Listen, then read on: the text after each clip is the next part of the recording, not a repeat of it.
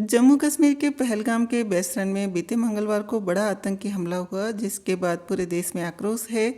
यहाँ आतंकियों ने एक टूरिस्ट ग्रुप को निशाना बनाया, जिसमें 27 लोगों की मौत हो गई है। दर्जन भर से ज़्यादा लोग घायल भी हुए हैं। यहाँ मारे गए लोगों को परिजनों और जो लोग बाल बाल बचे, उनकी आपबीती डरा देने वाली है।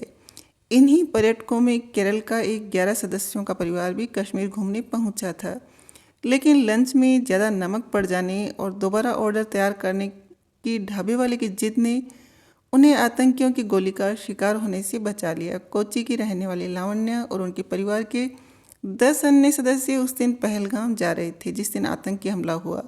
श्रीनगर पहुंचे परिवार ने पहलगाम जाने से पहले 2 दिन वहां जगहें तलाशने में बिताए। परिवार के इस ग्रुप में लावण्या, उनके पति एल्बेज जॉर्ज, उनके 3 बच्चे, उनके पति के माता पिता, चचेरी बहन और उनका परिवार शामिल था।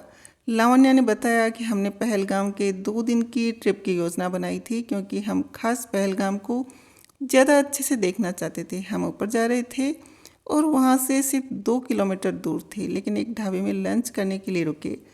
बाल बाल बचने के लिए हम 2 लोगों के आभारी हैं। एक तो ढाबे का स्टाफ, जिसे हमारे ऑर्डर किए गए स्पेशल डिश में ज़्यादा नमक डाल दिया गया था और फिर हमारे लिए उसे दोबारा बनाने लगा।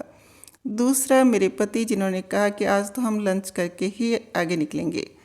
लावण्या ने आगे बताया कि जब हम दोबारा लंच करने लगे, तभी हमने 10-20 घोड़ों को नीचे की ओर भागते देखा। हमें लगा कि कुछ गड़बड़ है, क्योंकि जानवर घबराए हुए थे।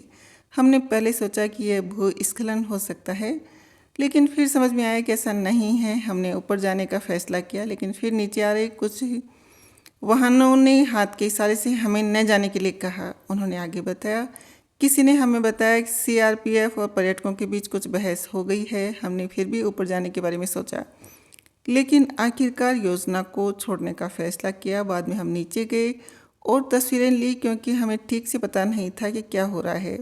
जब हमने एक महिला को रोते हुए और सीआरपीएफ के साथ आते देखा, तो हमें समझ में आ गया कि कुछ ठीक नहीं है। तभी हमारे दोस्तों और परिवार के लोगों से फ़ोन आने लगे, जो हमारी सुरक्षा के बारे में पूछ रहे थे। फिर जब हमने न्यूज़ देखी, तब हमें समझ में आया कि हम किस मुसीबत से बच गए और हम कितने भाग्यशाली थे। लावण्या ने कहा, हमने पिछले 2 दिनों में लंच नहीं किया था, क्योंकि टूरिस्ट सीजन है और बहुत भीड़ थी। लेकिन उस दिन मेरे पति ने एक ढाबे में रुकने के लिए कहा और जोर देकर कहा कि हम लंच करें। यहाँ हमने एक स्पेशल डिश बनवाई थी, उसमें बहुत नमक था और खाना ऐसा नहीं था जिसे हमारे 70 से ज़्यादा उम्र के माता पिता के लिए खाना मुश्किल हो रहा था। हमने ढाबे के स्टाफ को इस बारे में बताया, उन्हें बहुत बुरा लगा और वे इसे हमारे लिए फिर से ताज़ा लंच बनाने लगे। हमने कहा कि हमें देर हो जाएगी, लेकिन वे नहीं माने और दोबारा ऑर्डर तैयार करने लगे। शुक्र है कि उन्होंने ये जिद की। उनकी इस देरी से हमारी जान बच गई।